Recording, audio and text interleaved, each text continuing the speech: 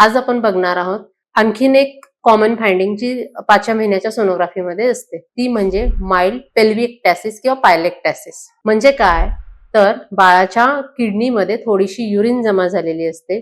जर ती युरिन 5व्या महिन्याच्या आसपास 4 ते 7 mm मध्ये असेल तर माइल्ड पेल्विएक्टॅसिस, 7 पेक्षा जास्त असेल तर त्याला आपण हायड्रोनेफ्रोसिस किंवा मॉडरेट पेल्विएक्टॅसिस असं म्हणतो. तर आज आपण फक्त जी किडनीवर सूज 4 ते 7 मेजरमेंटची असते त्याच्याविषयी बोलणार आहोत.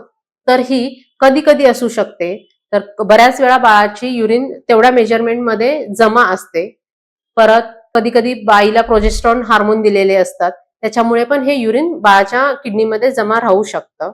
किंवा ही सेम फाइंडिंग डाऊन सिंड्रोमच्या बेबीजमध्ये पण दिसू शकते.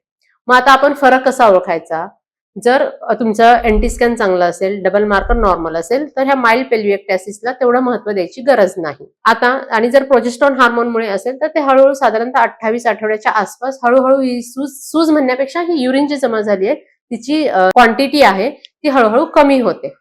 जर 5व्या महिन्यामध्ये तुमच्या रिपोर्टमध्ये माइल्ड पेल्विएक्टॅसिस असेल तर काय करायचं?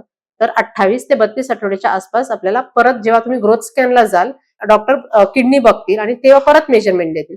जर हे मेजरमेंट 4 mm पेक्षा कमी असेल किंवा 7 mm पेक्षा कमी असेल तर समजून घ्यायचं की जे पेल्विएक्टॅसिस आहे ते कमी झालेलं आहे, नॉर्मल कडे चाललेलं आहे. आणि हे जर 7 mm पेक्षा जास्त असेल तर मग हे हळूहळू वाढत आहे. पण अगदीच खूप काळजी करण्यासारखं नाही, जरी वाढलं असेल तरी 10 पर्यंत असेल तर काही काळजीचं कारण नाहीये. जर तुमच्या रिपोर्टमध्ये अशी छोटीशी किडनीची सूज असेल तर घाबरायचं काही कारण नाहीये. फक्त एक फॉलोअप 28 ते 32 आठवड्याला करणं गरजेचं आहे.